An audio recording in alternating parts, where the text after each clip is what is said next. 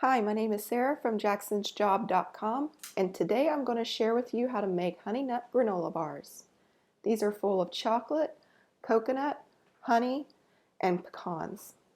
You want to start by preheating your oven to 350 degrees Fahrenheit or 180 degrees Celsius.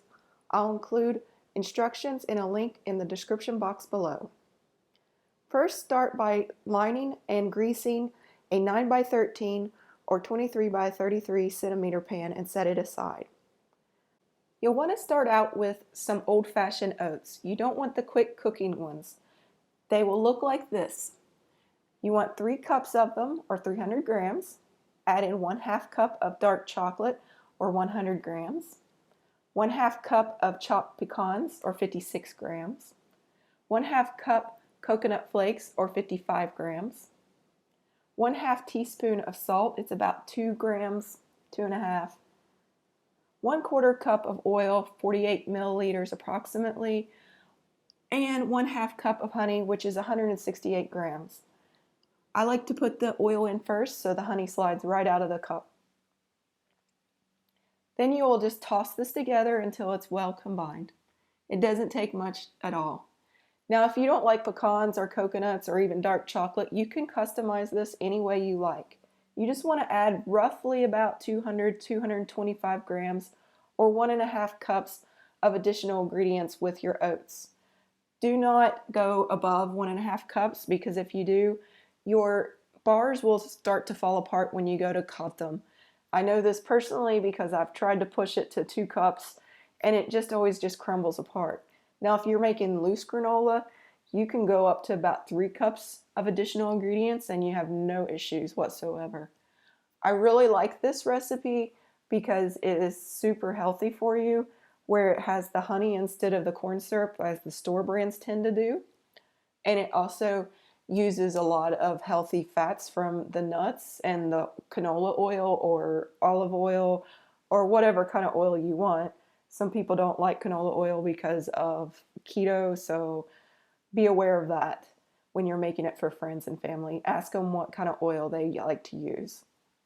And next thing you do is once it's all coated, you just pour it into this pan, and remember to well grease this pan with some kind of spray or oil or butter. Do not use wax paper. You can use parchment or aluminum, but wax paper will adhere to the honey as it caramelizes and it will just stick and ruin your granola.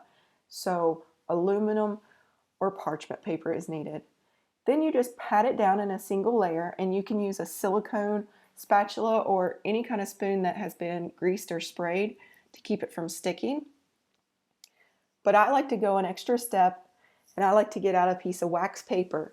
And I do that so I can press it down really hard and get a really nice bar shape. If you don't do this, when you cut it, you'll get more crumbs, which is fine because I call those my bits and bobs, and I'll sit there and snack on them. Put them on some yogurt, put them on cereal, or just eat them as a handful. And I don't mind. But if I'm making these for friends and family, I take the extra moment to get the wax paper out and I press down, as I said, like as hard as I can. You don't have to be like a Superman, but you do want to be firm about it. The next thing you'll do is you'll take the paper and if you want not to waste anything, you can use your spatula and you can scrape off the excess and put it on top and just let that bake. Obviously, that part will flake off in the end, but once again, they're just free snacks. So why not use all that oats? Because, I mean, honestly, this is one of my favorite things to make. I eat this regularly, probably at least once a week. However, I tend to like skip the chocolate a lot of times and load up on nuts and coconut because I just think it's more healthy for you. However, dark chocolate is really excellent for your health. So if you are going to go with chocolate, I recommend the darker chocolates because the honey is so sweet that you really don't need a sweeter chocolate. And then you just bake it anywhere from 20 to 25 minutes and it will look golden brown like this. You'll want to cool it completely in the pan until at least 2 hours have passed because if you try to break it before that, it'll just bend and it'll fall apart. Now, if you're keeping it as yourself, you might want to go ahead and snack on it while it's still warm. And once it's cooled, it'll come off in a nice bar. I'll show you in a second the back of it, which is a really nice caramelized honey. And it's so beautifully delicious. It has a nice crunch to it on the edges, but it's also still chewy because I bake mine around 22 minutes. See what this looks like? It's just gorgeous. And it holds together really well.